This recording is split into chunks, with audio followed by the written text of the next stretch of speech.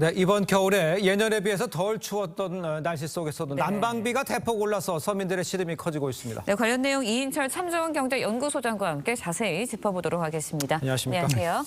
그러니까 지금 작년보다 난방은 덜 틀었는데 네. 난방비 폭탄을 맞았다 이런 분들 많고 저도 그렇습니다. 이유가 뭡니까? 그렇습니다. 2년 연속 네. 지금 주기적으로 지금 난방비 폭탄 고지서가 날라들고 있습니다. 예. 이유는 크게 두 가지인데요.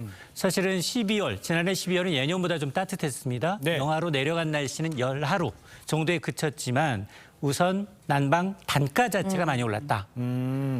지난해 도시가스 요금은 1년 전에 비해서 21% 넘게 올랐고요. 지역 난방비는 27% 급등했습니다.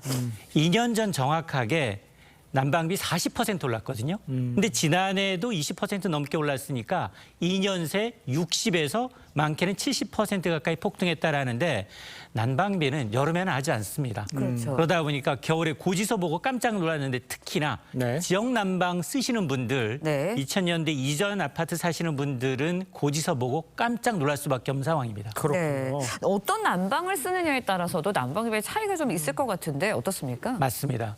이 사용한 만큼만 내는 이 도시가스와는 달리 네. 지역 난방 구조는 좀 복잡합니다.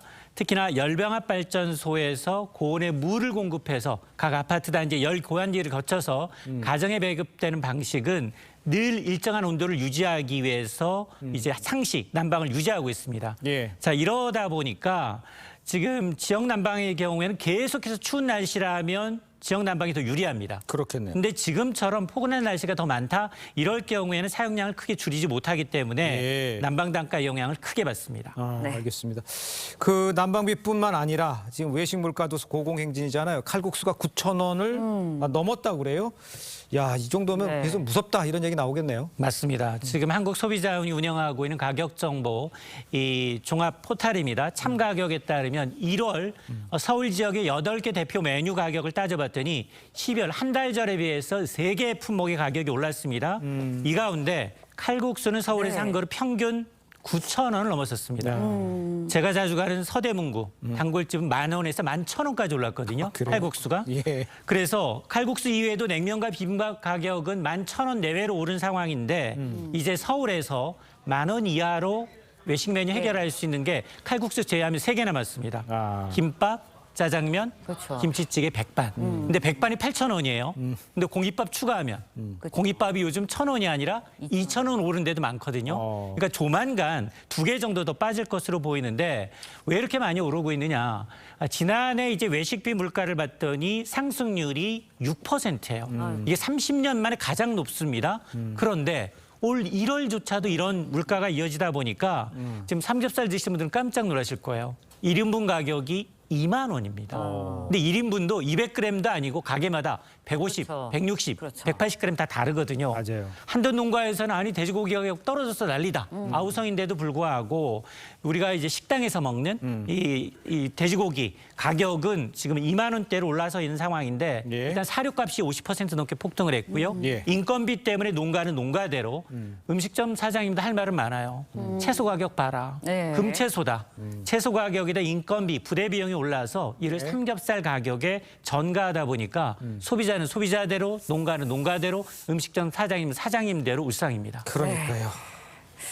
네, 그럼 네. 네. 그런가 하면 이제 최근 급등한 과일값도 물가 상승을 부채질하고 네. 있잖아요. 사과 같은 경우는 정말 비싸더라고요. 네. 맞습니다. 예. 사과는 거의 어제 가격이 가장 싸다인데요.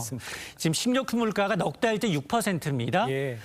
그런데 이 지금 과일 물가 상승률은 지난달에 27% 올라서 13년 만에 가격이 가장 높습니다. 전체 물가 상승률 2.8%의 과일의 기여도를 따져봤더니 예. 0.4%포인트 과일이 전체 네. 물가를 끌어올렸는데 실제로 사과 가격은 1년 전에 비해서 57%, 배 가격은 41%입니다. 예. 단감 그리고 귤 가격도 연중 최고를 기록하고 있어서 정부는 가능한 한 수입산을 좀 늘려서 아. 이제 가격을 안정시키겠다라고 하는데 지금 수입 네. 가격으로 대체하기 어려운 이제 사과 가격, 배 가격은 네. 예. 핵가을이 나올 때까지 좀 불안합니다. 네, 국제유가도 짧게 좀 뭐 짚어보도록 하겠습니다. 최근 들어서 국제유가 오름세 보이고 있거든요. 그렇다 보니까 물가 더 오르는 거 아닌가 여기에 대한 걱정도 있어요. 맞습니다. 이 국제유가는 우리는 중동산 두바이 의존하거든요. 지난해 11월 배럴당 77 87달러에서 지금 중동 불안으로 인해서 배럴당 82달러대로 껑충 뛰었습니다.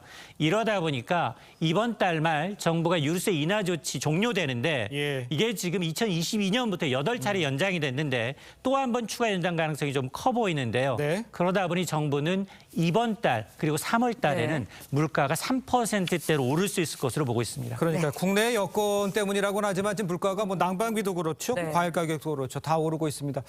죄송한 얘기지만 정부의 좀 특단의 좀 대책도 좀 필요해 네. 보인다는 말씀 저 함께 올리도록 하겠습니다. 오늘 말씀 여기까지 듣겠습니다. 고맙습니다. 고맙습니다.